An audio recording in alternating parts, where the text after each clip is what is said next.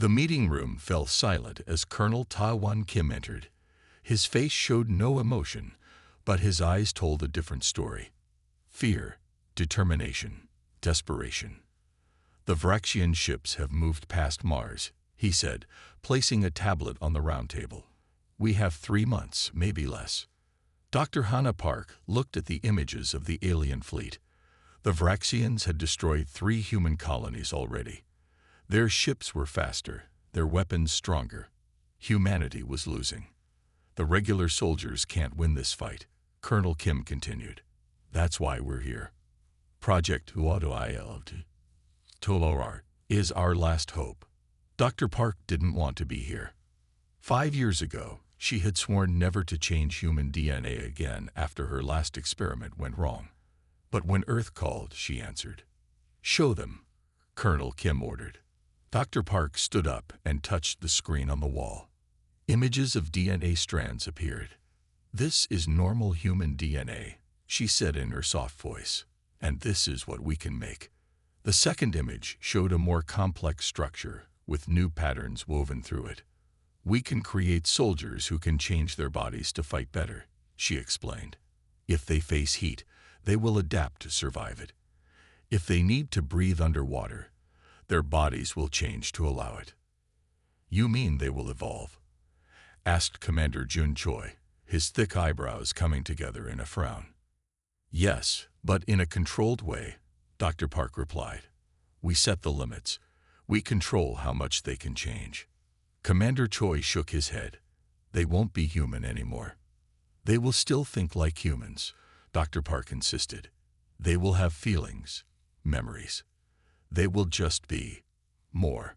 Colonel Kim cut the argument short. The president has approved the project. We start tomorrow. 1 month later, Dr. Park watched from behind glass as 20 men and women practiced fighting moves. These were the first HFY soldiers. They looked normal now, but inside, their DNA was waiting to change. Lieutenant Da-Hyun Kang moved faster than the others. He had been the first to volunteer.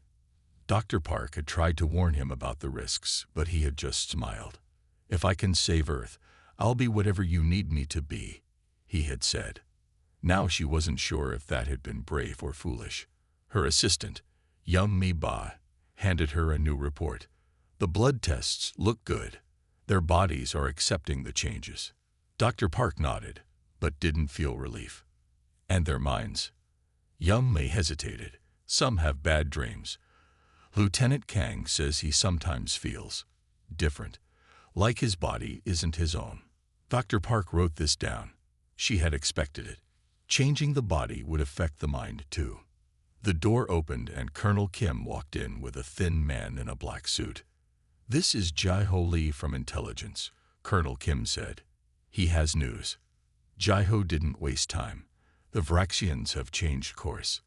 They're heading for Luna Colony, our biggest off-Earth city. How many people? Dr. Park asked. 2 million, Jai-Ho replied. Colonel Kim turned to Dr. Park, his face grim. How soon can your soldiers fight? Dr. Park looked through the glass at the training room. The HFY soldiers weren't ready. Their bodies needed more time to fully accept the changes, but 2 million lives were at stake. Give me 1 week, she said finally. I'll make them ready.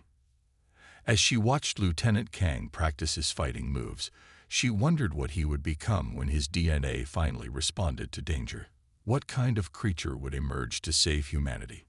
And would humanity thank them or fear them? 6 months had passed since the WILD program began. Dr. Hannah Park hadn't slept for 2 days. She stared at the test results on her screen and could hardly believe what she saw. It's working, she whispered to herself. The adaptive genetic code was finally responding the way she had hoped. Young Mai entered the lab with 2 cups of coffee. You should rest, Doctor. Dr. Park shook her head. Not yet. Look at this.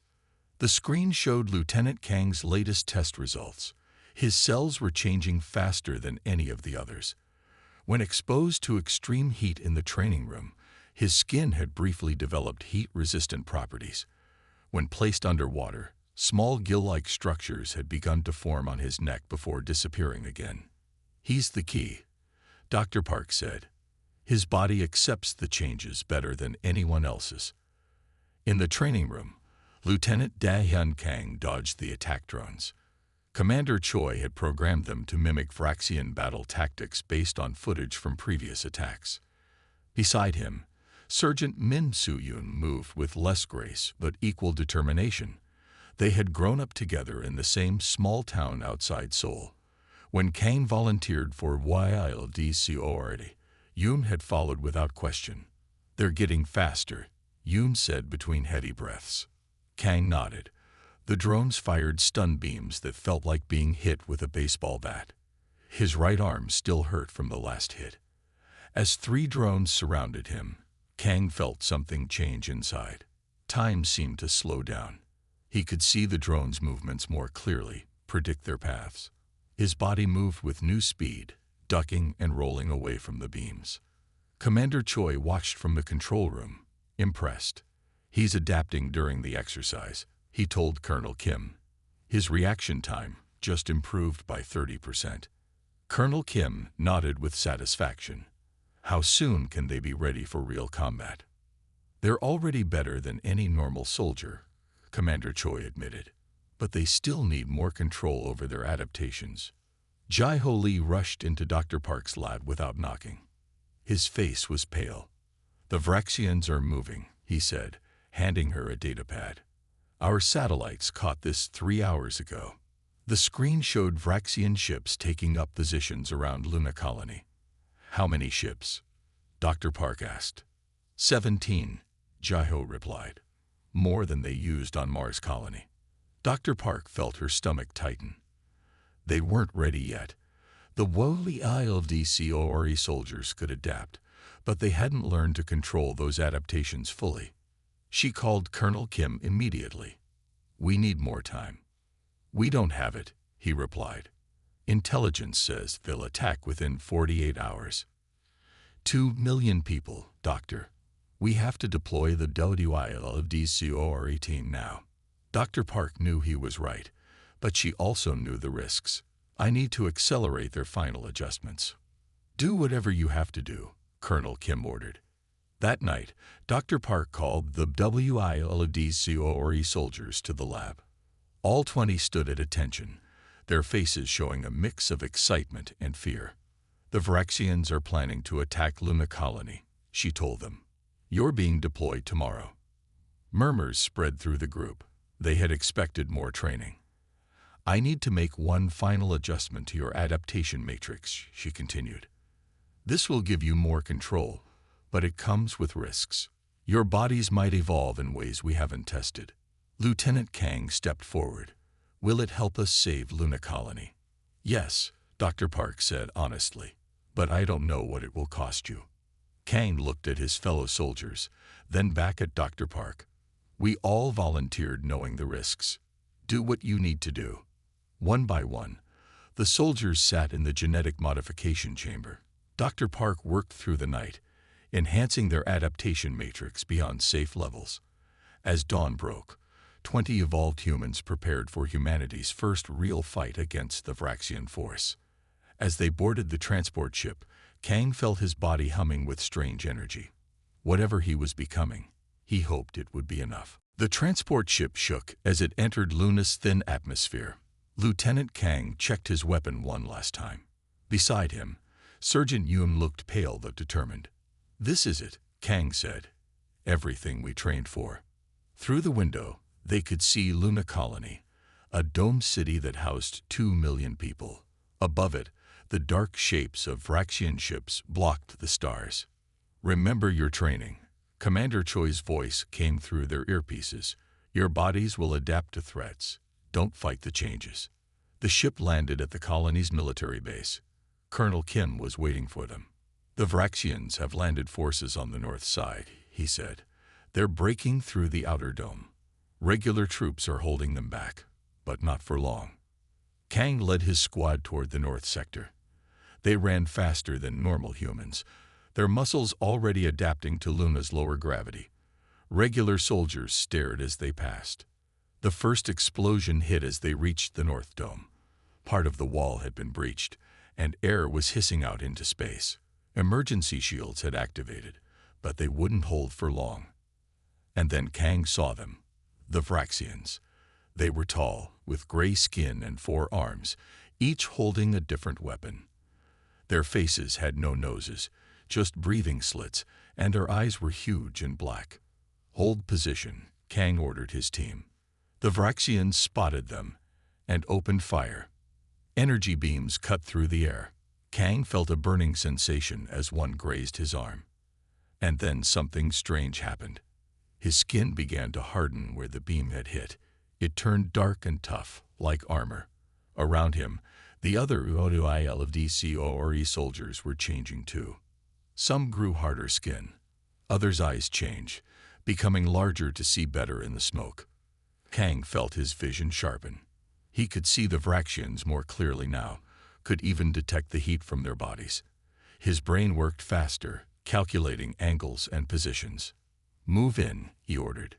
Teams of 2. The HFY soldiers attacked. They moved with incredible speed, their bodies adapting with each passing minute. Kang's reflexes were faster than he'd ever experienced. He dodged energy beams that would have killed a normal human. The Vraxians were not prepared for this kind of enemy. They had fought humans before, but not these humans. Not soldiers who could evolve during battle. Sergeant Yoon fought at Kang's side as they pushed the Vraxians back from the breach. They had almost sealed the section when a Vraxian commander appeared. It was larger than the others, with armor that glowed with strange energy.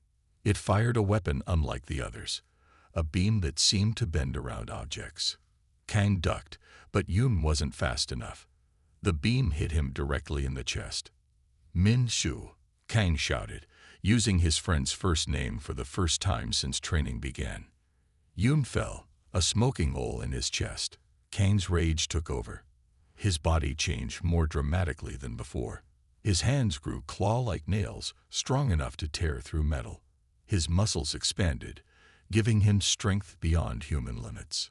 He attacked the Vraxian commander with a speed that surprised even himself. Before the alien could fire again, Kang had torn through its armor and thrown it against the wall. The remaining Vraxians retreated, dragging their wounded commander with them. Kang rushed to Yoon's side. His friend was barely breathing, but his body was changing too. The wound was closing itself, cells regenerating at an incredible rate. "Get a medic," Kang shouted. As the regular human soldiers approached, they stopped, staring at the HFY squad with a mixture of awe and fear. Kang realized how they must look, not quite human anymore, their bodies altered by the stress of combat. One soldier whispered to another, "What are they?" Kang heard it clearly with his enhanced hearing. He looked down at his hands, still changed from the battle, and wondered the same thing. The Vraxians had retreated for now, but Luna Colony had witnessed the truth about their defenders. Humanity had survived its first real encounter with the Vraxians, but at what cost to the humanity of the HFY soldiers themselves? 1 week after the battle at Luna Colony, videos of the HFY soldiers were everywhere. Someone had recorded the fight on their personal device. The footage showed Lieutenant Kang's skin hardening like armor and Sergeant Yoon's chest wound healing in minutes. Earth was divided. Some people called the HFY soldiers heroes.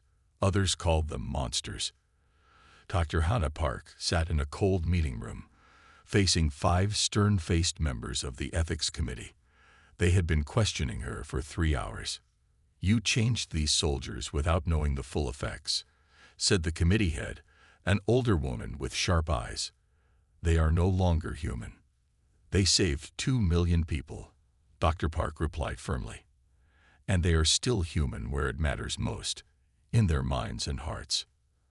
At the back of the room sat a young attorney named Soo-Jin Wong. She had been quiet until now. "Dr. Park," she said, standing up, "these soldiers volunteered, correct?" "Yes," Dr. Park answered. "Every one of them." "And did you force them to fight?" "No. They chose to protect Luna Colony. Su Jin turned to the committee. Then why are we treating them as weapons instead of heroes? They made a choice to save lives. In the medical wing, Lieutenant Kang visited Surgeon Yoon every day. Yoon was healing, but something was wrong. The wound had closed too quickly, and now strange patterns moved beneath his skin. The doctors don't know what to do, Yoon said quietly. My body keeps changing. Kang nodded. His own changes had mostly reversed after the battle, but sometimes his skin would harden without warning, or his eyes would shift to see heat instead of normal light. Dr. Park is working on it, he assured his friend. She'll find a way to help us. As Kang left the medical wing, he saw Yum Mei Ba waiting for him. She had been bringing him research updates every day. How is he? She asked. His body is still evolving, Kang replied. It's like it doesn't know how to stop. Yum Mei hesitated, then said, Dr. Park thinks your DNA is developing its own intelligence. It's learning and making decisions. Kang stopped walking. Are you saying our DNA is thinking for itself? In a way, yes. She looked at him with concern. How do you feel, Da-hyun? It was the first time she had used his first name. Somehow, it made him feel more human again. I don't know what I am anymore, he admitted. Not fully human, but not just a weapon either. Colonel Kim faced his own battle in the Defense Ministry. Officials wanted to shut down the WILDCORE program. The Vraxians retreated, but they will be back, he argued. We need these soldiers. The public is afraid, replied the defense minister. They say we've created monsters. I've created soldiers who can adapt and survive. Colonel Kim countered. If we stop now, Earth will fall. Meanwhile, Jae-ho Lee was examining data from captured Vraxian technology. What he found disturbed him deeply. He requested an urgent meeting with Colonel Kim and Dr. Park. The Vraxians have seen something like the WILDCORE before, he explained, showing them the translated alien files. Their own species once created adaptive soldiers like ours. It led to a terrible civil war that nearly destroyed their civilization. Dr. Park understood immediately. That's why they fear us so much. They think we'll follow the same path.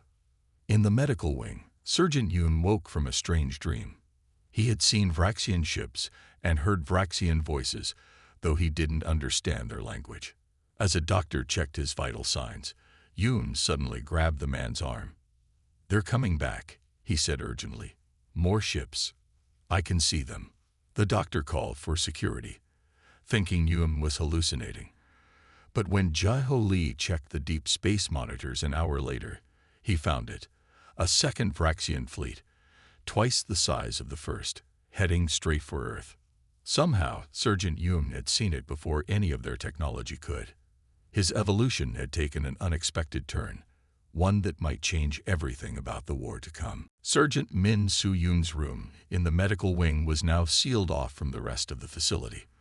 Only Dr. Park and her team could enter. Through the glass wall, Lieutenant Kang watched his friend with growing concern. Yoon's skin rippled with strange patterns. Sometimes it would become transparent, showing the bones and organs beneath. Other times it would harden into armor plates. He would cry out in his sleep, speaking words no one understood. His evolution is accelerating, Dr. Park explained to Colonel Kim as they observed. The regulated pathways we designed are breaking down. Can you fix him? Colonel Kim asked. Dr. Park hesitated. I'm not trying to fix him anymore. I'm trying to understand him. His DNA isn't just adapting. It's creating something new. Inside the room, Yoon suddenly sat up and looked directly at them. His eyes had changed color again, now a deep purple with no pupils. They're afraid, he said in a voice that sounded too deep to be his own. The Vraxians. They're afraid of what we might become. In her lab, Dr. Park worked without rest. Yum Mei brought her food that went uneaten. The screens around her showed Yoon's DNA structure, which changed every time they took a new sample. Look at this, Dr. Park pointed to a pattern. The evolutionary algorithm is developing its own intelligence. It's making decisions without input from the brain. Young Li looked worried. Is that happening to all the WILDCORE soldiers? To some degree, yes, Dr. Park admitted. But Yum's case is extreme. His injury on Luna Colony triggered something we didn't predict. The lab door opened, and Ji-Ho Lee rushed in. His face was pale. "We have a problem," he said. "Our security detected Vraxian transmissions inside our base. They've sent assassins." Dr. Park felt cold fear grip her heart. "They're coming for my research." "No," Ji-Ho said grimly. "They're coming for you." Lieutenant Kang was with the other WILDCORE soldiers in the training room when the alarm sounded.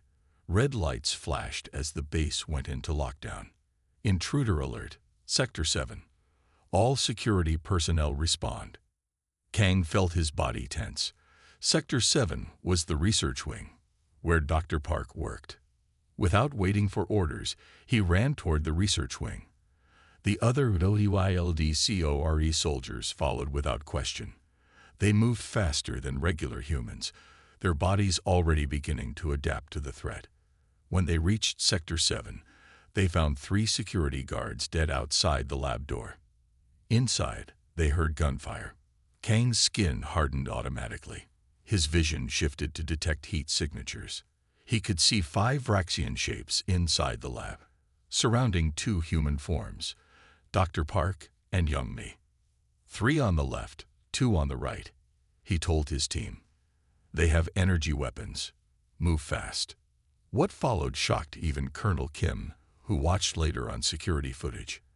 The WILDCORE soldiers moved with deadly precision. Their bodies changed to meet each threat, hardened skin deflecting energy blasts, enhanced muscles providing impossible speed, sharpened senses detecting every Vraxian movement. It was over in less than a minute. All 5 Vraxian assassins lay dead. Not one WILDCORE soldier was seriously injured. Dr. Park stared at her creations with a mixture of pride and fear. They had saved her life, but the ease with which they had killed was disturbing. "Thank you," she said quietly. Kang nodded, his features slowly returning to normal. "It's what we were made for." Later that day, Ji-Ho Lee shared his latest discovery with the team. "I translated more of the Vraxian files," he said. "Their species once created soldiers like ours, adaptive evolution fighters. But their creations evolved beyond control. It led to a devastating civil war that nearly destroyed their entire civilization. That's why they attacked us first," Colonel Kim realized. "They saw our experiments and feared we would follow the same path." In the medical wing, Surgeon Yoon suddenly screamed. Dr. Park rushed to his side. His eyes were wide open, glowing with a strange light. "I can hear them," he whispered. "All of them. The Vraxians. Their thoughts, their fears. They're connected somehow, like a network." Dr. Park checked his brain scans and gasped. Yoon's brain activity had changed dramatically. "He's developed some kind of telepathic ability," she told the others. "He's connected to the Vraxian collective consciousness." Lieutenant Kang approached his friend's bed. "Min-Soo, can you understand what they're saying?" Yoon focused on Kang, recognition returning to his strange eyes. "They're afraid of us, Da-hyun, but not because of what we are, because of what they once were." Colonel Kim called an emergency meeting. Around the table sat Dr. Park, Lieutenant Kang, Ji-Ho Lee, Young Mi, and surprisingly, Attorney Soo-Jin Wong. "The second Vraxian fleet will reach Earth in 5 days, Colonel Kim began.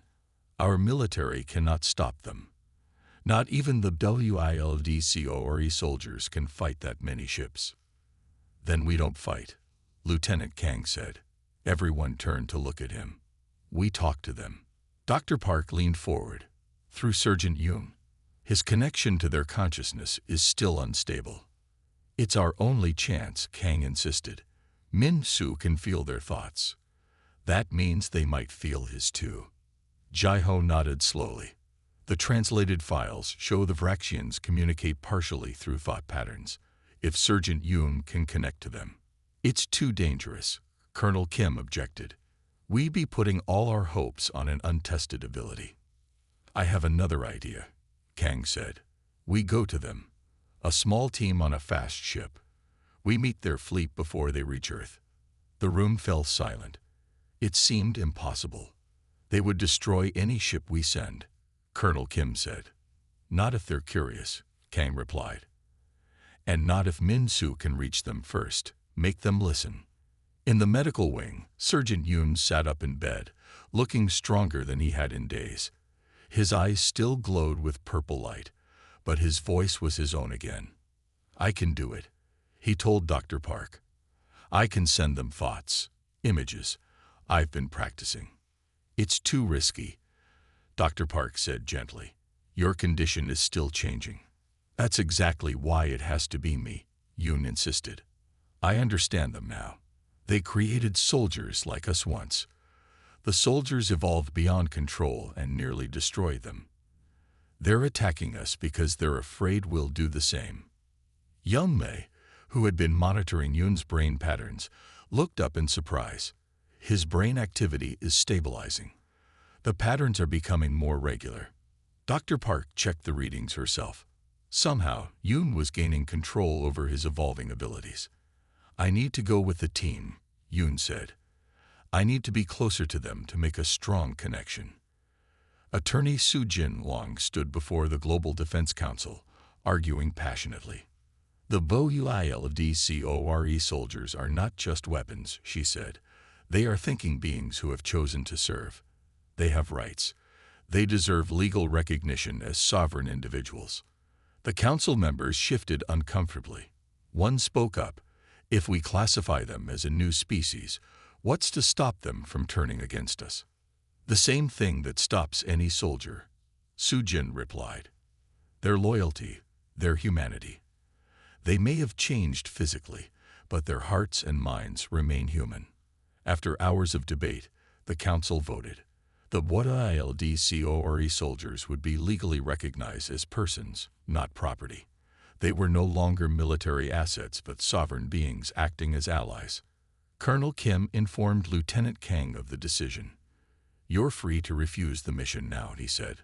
Legally, I can't order you to go. Kang smiled slightly. We're still going, but now we go as representatives of humanity, not as weapons. The mission came together quickly. A small, fast ship was prepared. Lieutenant Kang would lead, with Sergeant Yoon providing the telepathic connection. Young Mi volunteered to join them, having developed a translation algorithm based on Yoon's telepathic insights. I'm coming too, Dr. Park announced, surprising everyone. If something goes wrong with Yoon's condition, I need to be there. The night before launch, Kang found Young Mai in the lab, working late. Are you afraid? She asked him quietly. Yes, he admitted, but not of the Vraxians. I'm afraid of what we're becoming. Young Mai took his hand. His skin was warmer than human normal, his pulse faster, but his eyes were still the same. Whatever you become, she said, you'll still be you inside. That's what matters. The next morning, the small ship launched toward the approaching Vraxian fleet. Earth held its breath. Would the BOUILDCORE soldiers bring peace through understanding, or would they trigger the very war the Vraxians feared? As the ship accelerated into space, Sergeant Yoon closed his glowing eyes and reached out with his mind, sending one simple message across the void. We need to talk. We share the same fears. The small ship approached the massive Vraxian fleet. Through the view screen, Lieutenant Kang counted at least 30 warships. Each one was bigger than anything Earth had built. They're scanning us, Young Mai said, watching the sensors. But they haven't fired. In the medical bay, Sergeant Yoon lay with eyes closed, his mind reaching out across space. Dr. Park monitored his vital signs, which spiked and fell in strange patterns. They're responding, Yoon whispered. They're curious, afraid, but curious. A message came through the ship's communication system. The words were in broken Earth standard, as if translated by someone just learning the language. Approach flagship. Slow. No weapons. Kang ordered the pilot to comply. Their small ship moved toward the center of the Vraxian fleet, where the largest vessel waited. It was shaped like a giant silver spear, with rings of energy pulsing along its hull. "They'll let 3 of us board," Yoon said, his eyes still closed. "Me, Kang, and Dr. Park." Young Mei looked worried. "Be careful." The inside of the Vraxian flagship was warm and humid. The walls seemed alive, pulsing with organic technology. 3 Vraxians met them in a large circular room. The tallest wore elaborate armor with glowing symbols. "You changed," the tall Vraxian said in halting Earth standard. "Like us, long ago." Dr. Park stepped forward. "We created the WILDCORE soldiers to defend ourselves. We didn't know about your history." The Vraxian leader made a gesture with its 4 arms. A hologram appeared in the center of the room, showing creatures that looked like early Vraxians. But these were changing, evolving, becoming more powerful. "Our ancestors," the leader explained, "made for war, evolved beyond control, nearly destroyed all." Sergeant Yoon nodded, understanding flowing between his mind and theirs. "You saw us following the same path. That's why you attacked, to stop us before we became like your ancestors." "Yes," the Vraxian confirmed. "Your kind must not repeat our mistake." Lieutenant Kang's enhanced hearing picked up a sound, weapons being armed in a nearby corridor. Some Vraxians didn't agree with this meeting. "Not all your people want peace," he said carefully. The Vraxian leader tensed. "Some believe only your extinction ensures our safety." At that moment, the doors burst open. A group of heavily armed Vraxians stormed in, weapons raised. Their leader shouted something in their language. "They're going to kill us all," Yoon translated, his eyes wide. "They think we're too dangerous to live." The room erupted into chaos. The diplomatic Vraxians fought against their own kind. Energy weapons fired, filling the air with blue light. Kang's body responded instantly. His skin hardened, his muscles grew, his reflexes accelerated. He moved to protect Dr. Park, pulling her behind a column. The Vraxian leader was fighting too, defending the human visitors. It called out to Kang, "Help us, brothers against brothers." Without hesitation, Kang joined the fight. It felt strange to battle alongside Vraxians against other Vraxians. But in that moment, he understood something important. They were not so different after all. During the battle, an elderly Vraxian entered the room. It wore no armor but moved with authority. The fighting Vraxians paused, recognizing the elder. But one rebel Vraxian didn't stop. It aimed its weapon at the elder and fired. Kang moved without thinking. He leaped in front of the elder, taking the full blast in his chest. The pain was incredible. He fell to the ground, feeling his life draining away. Dr. Park ran to him, her face pale with fear. "Da-hyun, stay with me." The elder Vraxian knelt beside him too. It placed 2 of its 4 hands on Kang's wound. The other 2 hands touched his head. Energy flowed between them. Kang felt something strange happening inside his body. His DNA was reacting to the Vraxian energy, incorporating it, learning from it. His cells began to change in a new way. His wound started healing, but differently than before. The new tissue wasn't fully human. It had a gray-blue tint like Vraxian skin. When Kang opened his eyes, he saw with new clarity. He could perceive energy fields around living beings. He could see the connections between minds. The elder Vraxian looked at him with wonder. "2 paths becoming one," it said. "What we feared most may save us all."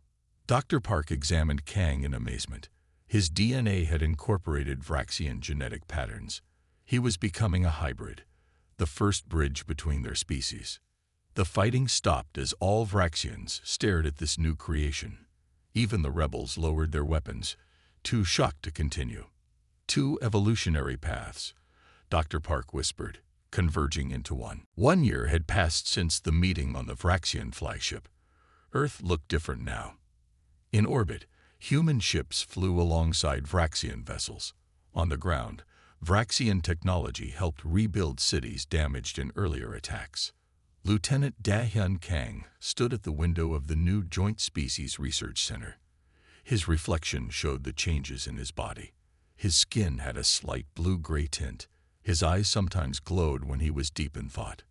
Inside his cells, human and Vraxian DNA worked together in a balance that had once seemed impossible. Dr. Hannah Park entered the room, carrying research tablets. She looked tired but happy. "The new volunteers are ready," she told him. 10 humans and 10 Vraxians. Kang nodded. After his transformation, others had stepped forward. Brave people from both species who wanted to bridge the gap between their kinds. "Are they afraid?" he asked. "Yes," Dr. Park admitted. "But they've seen what you've become. They know it can work." In another part of the facility, Sergeant Min Soo-yoon sat in a circular room with 5 humans and 5 Vraxians. All wore lightweight headsets designed by Young-mi. The devices amplified Yoon's telepathic abilities, creating a shared mind space where thoughts could flow freely.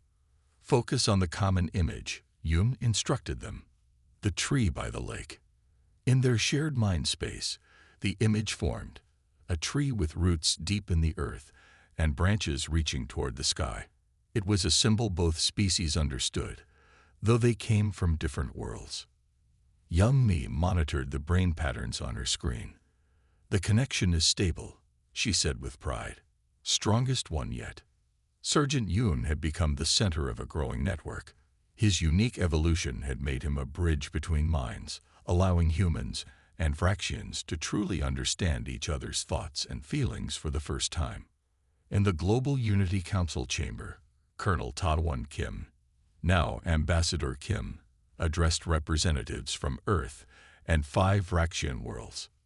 "1 year ago, we stood at the edge of war," he said. "Today, we stand at the beginning of a new chapter." The council was voting on a formal alliance between humans and Vraxians. Not just peace, but true cooperation. Attorney Soo-jin Wang sat beside the Vraxian High Elder. She had become the leading legal expert on hybrid rights and cross-species law. Her work ensured that the new hybrids like Kang were recognized as a new species, Homo evolutus, with full rights in both human and Vraxian societies. "The future belongs to those who can adapt," Soo-jin told the council. "Not through war, but through understanding." That evening, Kang met Young-mi at the research center's garden. Plants from Earth grew alongside Vraxian flora in a carefully balanced ecosystem. "Jaho sent a new report," Young-mi said, her face serious. "The deep space telescopes detected something at the edge of the galaxy. Something big." Kang had expected this. His enhanced senses had felt a disturbance for weeks. "What does he think it is?" "A new species," Young-mi replied. "Completely alien. Not carbon-based like us or the Vraxians. Initial readings suggest it's hostile to all organic life." Kang looked up at the stars. "Then we'll face it together." Young-mi took his hand. His skin felt different than a normal human's, but she had grown used to it. To her, it was simply Da-hyun. "Are you afraid?" she asked. "No," he said truthfully. "A year ago, humans and Vraxians were enemies. Now we're allies. Maybe this new threat will become an ally too. And if not," Kang smiled, "then we'll adapt. That's what we do best." In the research lab, Dr. Park reviewed the data from the latest volunteer transformations. The process was more controlled now, allowing each person to maintain their identity while gaining new abilities. The WILDCORE program had transformed from a weapon into a bridge. The regulated evolution that had been designed for war now served peace. On the wall hung a new symbol, a DNA spiral with branches that included both human and Vraxian genetic patterns. Beneath it, words in both languages read, "Transcendence through understanding."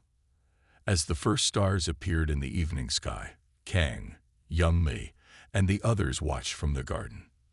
Whatever came from the depths of space, they would meet it not as separate species, but as evolved beings who had learned the greatest lesson of all, that survival sometimes meant changing together, not fighting alone.